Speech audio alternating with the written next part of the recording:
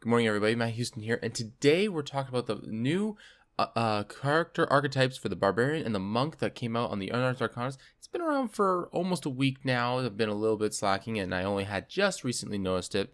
So let's dig into it. All right, so first off, of course, this is playtest content. So as always, this is not intended to be perfectly balanced or officially part of the game or part of the Adventure League, and it is meant for us to give them opinions on.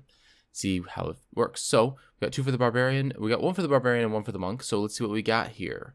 Starting with the Primal Paths, Path of the Wild Soul. All right. One of the Feywilds abounds with beauty, unpredictable emotion, and rampant magic. A barbarian exposed to this realm feels emotions powerfully, and magic saturates their body. When a barbarian who follows this path rages, it is a bellowing roar for freedom, an explosion of expression and manifesting in unpredictable ways. All right, so we get a few features here, so let's dig into what we got here. We got something here for a D4, D6, so we'll see what happens here. All right, lingering magic at third level. So when you take this archetype, your body reacts to the presence of magic. You can cast the detect magic spell without using a spell slot or components. Interesting. Constitution is your spell casting ability for this spell. You faintly glow a color corresponding to the school of magic you detect. Your choice for these colors. You can use this feature a number of times equal to your Constitution modifier, minimum of once. You regain all expended uses when you finish a long rest. This seems to be another one of those cases where we may be trying to get into magic to supplement the fact that the Barbarian doesn't normally have magic. I don't know how I feel about this personally. I kind of really liked how the Barbarian was a magic-less brawler. Just that, you know, he's like just the party monster. But I will say, being able to cast detect magic equal to your Constitution modifier, which generally speaking you either take first or second as the Barbarian, depending upon what route you want to go. Personally, I like Constitution over Strength. That's just my personal preference.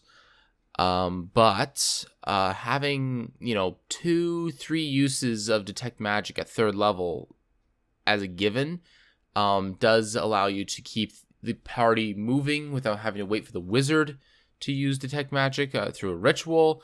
It also means that you can keep other members, if you don't have a wizard, you can also keep them from spending their spell slots, which are very, very valuable, especially at low level. For such uses, this is a pretty powerful feature, even on its own. I think it's comparable to the various other things like the Zealot's extra D6 or the Totem Barbarian's Bear Endurance. I think it might actually be comparable. The Bear Endurance I think is quite strong, but I'd actually say this is comparable in how good it is. So, moving on, also at third level, Wild Surge. Magic erupts from you as you rage. When you enter a rage, roll on the Wild Surge table to determine the magical effects produced. If the Wild Surge requires a saving throw, the DC equals 8 plus your proficiency plus your Constitution modifier. So, this is looking like a Constitution build type of character over Strength. I personally think that's awesome. All right, so we got a wild magic type of individual here, and there's 8 effects. Okay, so necrotic energy bursts from you. Creatures within 30 feet take 1d10 necrotic damage, and you gain temporary hit points equal to the sum of the necrotic damage dealt to the creatures. So be careful if you use this near your allies. This could be bad. Although it doesn't. It is a 1-for-1 exchange, so that may not inherently be bad. There is no save to this. It's just they just take it. So you can do some pretty good opening damage, actually, if you just dive into a front line and there's a bunch of guys there. You can make yourself pretty durable if you get this one. So this is, you get this, a 1 in 8 shot. So about 12% of the time, you'll get this. You teleport 20 feet to an occupied space you can see. Until the rage ends, you can activate the effect on each of your turns as a bonus action. Wow. Just give 20 feet of movement to the Barbarian. Because they didn't already have, like, a solution to their movement by having it faster. You can literally just teleport through, past, and rip apart the backline immediately. That's pretty cool. And you can just, like, keep teleporting around. So, like, everything. You just stay on everything. It also solves problems to flying creatures, because you can just teleport like on top of them or next to them. That's a really, really powerful ability to give to Barbarian. Wow. All right. You conjure 1d4 intangible spirits that look like flumps. Flumps. I don't know what a flump is. I just looked up what a flump is. They are really adorable in a really strange, odd, weird way. Underdark, it's Underdark, strange, adorable. We'll go with Underdark, strange, adorable. All right. You conjure 1d4 intangible spirits that look like flumps in an unoccupied spaces within 30 feet of you. Each spirit immediately flies 30 feet in a random direction. At the end of your turn, all spirits explode, and each creature within 5 feet of one or more of them must succeed on a dexterity saving throw or take 2d8 force damage. That one's just all random. There's no real way to measure this. You do get to decide where they end up, because it just says that they end up in unoccupied spaces within 30 feet of you. So you can choose. It doesn't say you get to choose, but I would argue that you can choose where they start. Roll those d8s and start moving in random directions. Still, 2d8 force damage if you direct them in the right way. And arcane energy enshrouds you. Until your rage ends, you gain +2 bonus AC. And whenever a creature within 10 feet of you hits you with an attack, that creature takes force damage equal to your constitution modifier. Talk about, like, being impossible to kill in the front line. Barbarians do have natural armor problems. Generally speaking, their armor class does not get particularly high. Unless you just pump points into your constitution. At which point you become pretty unkillable anyways, because you get a ton of extra health, you get a low armor class, and blah, blah, blah. What you're going to be doing in this case. But getting a +2 bonus to your armor class is pretty good. That's a free shield of faith. And then also getting force damage equal to your constitution modifier. Say you have a +3 at this point. Every time they hit you, they take 3 additional damage. Not bad. Not great. Not a huge amount, but enough to keep things interesting. The problem I have with this is that once they do start attacking you, this is a bit of a deterrent for them to continue attacking you. Because the idea is that if you're in the front, you want to entice things to keep attacking you. And this makes it harder for them to want to keep doing it, because you will keep just declining the damage more often, and you're just going to deal damage back. I think this is good, but it's a good demotivator to keep things from attacking you. Still, very powerful. Plant life temporarily grows around you until the end of your rage. The ground within 10 feet of you is difficult terrain. Nice. Hard for people to get away from you. This is really good, actually. This makes it much more difficult for opponents to leave, and when they do, they don't get very far, which means that they're very disincentivized to try and run. Arcane energy taps into the minds of those around you. Each creature within 30 feet of you must succeed on a wisdom saving throw, or you see a glimpse of the creature's thoughts, learning how it plans to attack you. As a result, the creature has disadvantage on attack rolls against you until the start of your next turn. That's pretty awesome, actually. Shadows weave around a weapon of your choice you are holding. Until your rage ends, your weapon deals psychic damage instead of its bludgeoning, slashing, or piercing damage, and it gains the light and thrown properties with a normal range of 20 feet and 60 feet. If you drop the weapon or throw it, the weapon dissipates and reappears in your hand at the end of your turn. That's awesome. You can literally just throw the weapon at somebody 20 feet while charging at them. It's also considered light, and does psychic damage. Like, this is really good. This also means that if you have a hand axe and you're normally using your like not necessarily a great axe, because the only reason that you have to use the great axe is because it has the heavy property. It now has the light property, so you can now use a great axe in one hand and a throwing axe in the other. Oh my goodness, that's ridiculous. I love that. Oh, that's amazing. That also means that you could just throw both.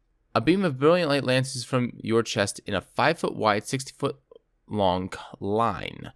Each creature in the line must succeed on a Constitution saving throw or take 2d8 radiant damage and be blind until the start of your next turn.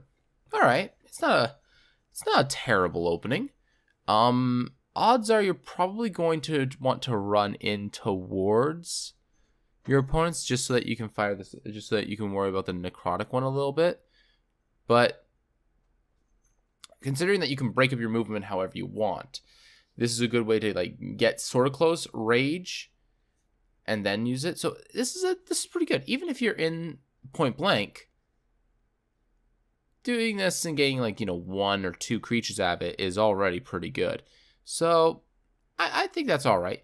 Overall, these are pretty good. They got a lot of swing potential to them too. Even when this first one hits your team, it's not really net negative. It just means that they give you hit points, which is fine because you're the Barbarian. You're going to be taking damage anyways. Teleport, extra mobility is always good. Potential to do extra damage to anything on the field. This one is about neutral. I'd say it's okay. Okay, energy shrouds around you. This is insane. Really, really good. This is also really, really good. This is also very good. This is amazing. And this is pretty good too. So 1, 2, 3, 4, 5, 6 are incredibly good for you. 1 is kind of net neutral, but decent for you. This one's whatever. They're all really, really good. They're all positives, except for like maybe one of them is kind of like a neutral, where it could be good, could be bad. Overall, though, this looks really, really promising for the Barbarian, and we're not even into the sixes and higher yet. Okay, so let's get through this. Magic Reserves. At 6th level, you can channel the magic surging inside you into another creature. As an action, you can touch a creature and roll a d4. The creature recovers an expended spell slot equal to the level of the number rolled. If the creature you touch can't recover a spell slot of that level, the creature instead gains temporary hit points equal to 5 times the number rolled. You take force damage equal to 5 times the number rolled. When you reach 14th level in this class, you increase the die to a 6. This is really good. This is incredibly good. They either gain the slot back, which in of itself is great, and you only take 10 points of force damage, so you're down net a couple hit points. Everybody else has hit points, and that's it. And they also have or even better, everybody has all their spell slots at the beginning of the day, and you just have a ton of health, taking a bit of damage to give somebody else temporary hit points, like the wizard, just so that he doesn't die in one hit, is really good on its own. This is a really cool ability. I like this. And later on, when this becomes a D6, that's actually really crazy, because that means that your 5th and 6th level spell slots can get recovered, potentially, which are big swing slots. Wow, that's really, really good. I like this ability. This offers some real utility to the Barbarian, who doesn't tend to offer a whole lot outside of rage and tanking and damage. Arcane Rebuke. At 10th level, the magic crackling within your soul lashes out. When a creature forces you to make a saving throw while you are raging, which is always, you can use your reaction to deal 3d6 force damage to that creature. Reaction for 3d6 force damage is pretty good. I like this. This is a lot of damage. There's a lot of free damage. That's, what is that? That's 10 damage, 10, 11 damage on average for a reaction. For it being not restricted by you being present, that's really good. Someone throws a fireball at you, they take a bunch of force damage. I like it. Chaotic Fury. At 14th level, you become a wellspring of wild magic while you are raging. As a bonus action, you can re-roll the Wild Surge table, replacing your current effect with the new one. So if you get a single one-off effect, such as the beam or the conjuration or the necrotic effect, you can just get another one of these that may be persistent, or you can just swap it out because it's not suiting the situation very well. And you're not going to be using your bonus action for very much anyways, so this is really, really good. That's incredibly good. Overall thoughts on this Barbarian? It's definitely very different. I like it. I do like the Wild Surge table, just like the Wild Magic Surge table for the Sorcerer. I like it. I like it a lot. I like the Detect Magic. I think this is a really cool way to play a Barbarian. I might actually try this. I don't typically play martial-oriented characters, specifically Barbarians, too much, but I may actually play this one. I like this one. Way of the Astral Self. All right. Monks' Way of the Astral Self have an internal struggle with their ki. They see their mystical energy as a representation of their true form and astral self. This form has the capacity to be a force of good or destruction, with some monastics training students to either temper their nature or embrace their impulses. Interesting. Forms of your astral self. The astral self is a translucent embodiment of the monk's psyche and soul. As a result, the form of an astral self reflects the mind of the monk who manifests it. Your astral self could be a humanoid knight with a helm face and large muscular arms, or it could be a golden metallic form with arms like a modron. Interesting. When you choose this path, consider the quirks that define your monk. Are they obsessed with something? Are you driven by justice or self-desire? Any of these motivations could manifest the form of your astral self. Interesting. Arms of the astral self. Your mastery of ki allows you to summon a portion of your astral self. On your turn, you can spend 2 ki points as a bonus action to summon the arms of your astral self for 10 minutes. 10 minutes, that's actually pretty long. You can probably get 2 combats in there. These spectral arms hover near your shoulders. You determine the arm's appearance based on the qualities of your character. While the astral arms are summoned, you gain the following benefits. All right, you can use your wisdom modifier in place of your strength modifier when making strength checks and strength saving throws. I don't typically dump strength when I'm playing monks, just because I like to have the ability to use my athletics. That's pretty good though. That does mean that if you do need to make a strength check, like lift a portcullis and there's no strength member, you can use your wisdom instead. So that's pretty good, actually. I like that. The arms are monk weapons and have reach of 10 feet. Wow. The arms deal radiant or necrotic damage. Nice. When you attack with the arms, you can use your wisdom modifier instead of strength or dexterity modifiers for the attacks and damage rolls. That's crazy. So this means that you just want to build wisdom over dexterity with this monk, because wisdom benefits everything dexterity does in this case. Except for your ability checks, which is fine. Taking 1 or 2 points less, taking 1 mod, maybe 2 mods less on your dexterity to get your wisdom mod up.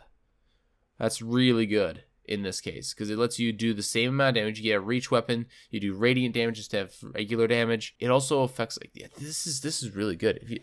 Oh man. This means if you do this, you're going to be able to have a higher wisdom modifier, which means that your DCs are going to be higher, which means if you thought Stunning Strike sucked before, it's going to suck even more. Oh, this is cool. Immediately after you use the attack action with your astral arms on your turn, you can make 1 extra attack with your astral arms as a bonus action. The number of extra attacks increases when you reach a certain levels in this class, increasing to 2 at 11th level and 3 at 17th level, which is different from your regular extra attack. Your regular extra attack is, I believe, at level 5. So up until 11th level, it's arguably better to just go pop, pop, take a step back, and bang. But you can only make the 1 extra attack if you've already used the extra attack with your astral arms. So you can't even do that in the first place. So this is interesting. It does mean that you will be wanting to swap to the astral arms more for being able to keep back a little, as opposed to having to be upfront and personal, because they do the same amount of damage, and eventually your monk weapons become magical as well. I don't know how I feel about this one, about this last little section here, but that's okay. It's also, by the way, you also means you cannot do flurry of blows with this, which is another thing to note here, which I think is okay. All right, Visage of the Astral Self. So at 6th level, you can summon the Visage of your Astral Self. On your turn, you can spend 1 ki point as a bonus action, or as part of summoning your Astral Arms and spending 3 in the total to summon this Visage for 10 minutes. Spectral visage covers your face like a helm or a mask. You determine its appearance based on the qualities of your character. While summoned, you gain the following benefits. Wisdom of the Spirit. You have advantage on Wisdom Insight and Charisma Intimidation checks. Nice. Pretty cool. I like that. It would be a little strange for you to show up with a visage over your face when you come in to speak with someone and negotiate. But if someone asks, you just say, nah, it's a thing that I can manifest. I like it.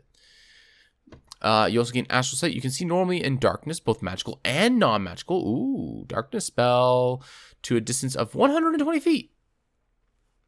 That's pretty dope.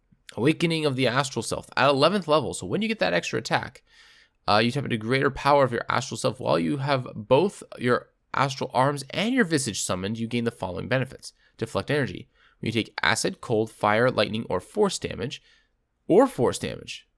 Interesting. You can use your reaction to deflect it. When you do so, the damage you take is reduced by 1d10 plus your wisdom modifier plus your monk level.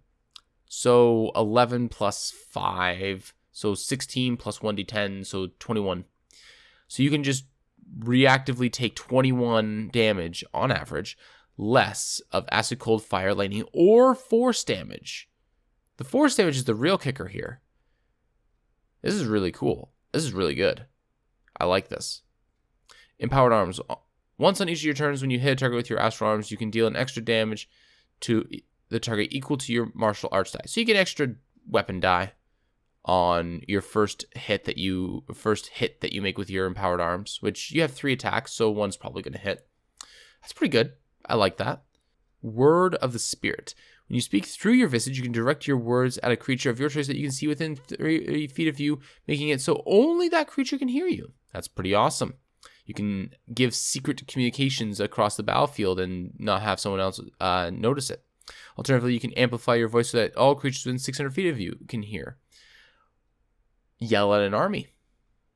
Pretty nice. I like this. This is pretty cool.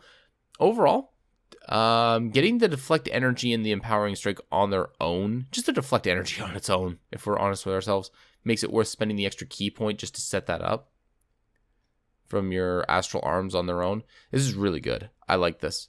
Complete Astral Self. So at 17th level, your connection to your Astral Self is complete, allowing you to summon it entirely. On your turn, you can spend 10 key points as a bonus action to summon the arms, the visage, and the body of your Astral Self for 10 minutes. Okay, this is going to be huge. If it's costing you 10 points, the spectral body covers your physical form like a suit of armor, connecting with the arms and visage. You determine its appearance based on the qualities of your character. While your Astral Self is summoned, you gain the following benefits. All right, let's see what they get here.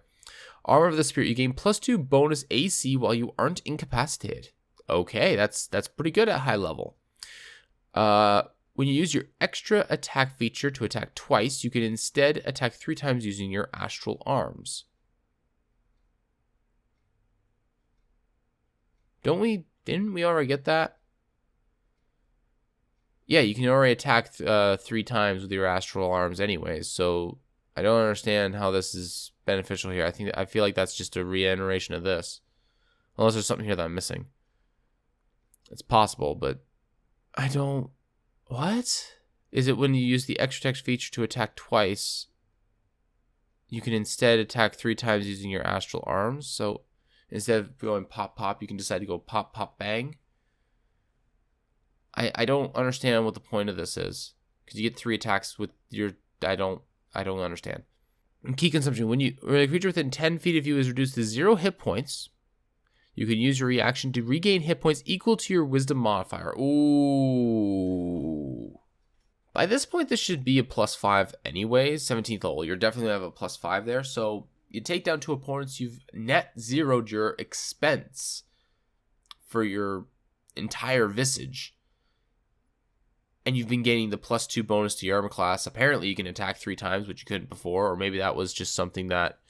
Maybe that's a typo. Maybe you're not supposed to be able to do that unless you're in this form, which would make a lot of sense. Yeah, I really like this. I think this is really good. Just the +2 armor class and the ability to get it back is really good. I think they intended for you to only be able to use this attack twice once you got to 11th level. And then I think the 17th level 3 attacks was intended to be part of the Astral Barrage, not in this. Because otherwise you're literally just spending 10 key points to gain +2 armor class. As well as you still get the other benefits of this. But to get a +2 AC for 10 key points and the ability to regain key points, that on its own isn't particularly great. Getting a 3rd attack in, however, is really good. Being able to attack 4 times is really, really good. So I think this was intended to not be there. And that's it. I really like this character. Or like this, not this character, this class archetype.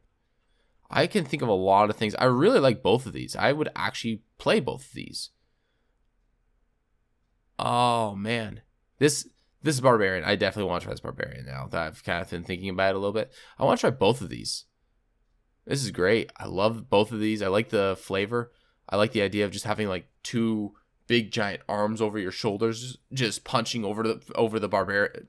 Put them both in your party. You have the Barbarian in someone's face, just, you know, raging and doing all weird kinds of weird effects and stuff. And then you got the monk right behind him. Just walks right up, just arms crossed, and all you see that goes over the Barbarian's head. Big giant arm punches the guy that the Barbarian's fighting in the face. I love it. Yeah, no, I like this. This is a wisdom-based monk. You wouldn't even put you would put wisdom over dexterity in this monk, which means that your stunning strike is also like insanely more powerful because the DC is gonna be like maxed out as fast as you can get it. Yeah, I really like this. This is really cool. I like this. I want to play it. So yeah, what do you guys think? I'm excited to try these. This will be fun. So that just about wraps up this video. Do comment in the troll's nest under the underside of this video, and yeah, I am excited to hear what you guys think about these about this. Until next time, guys, have a good day.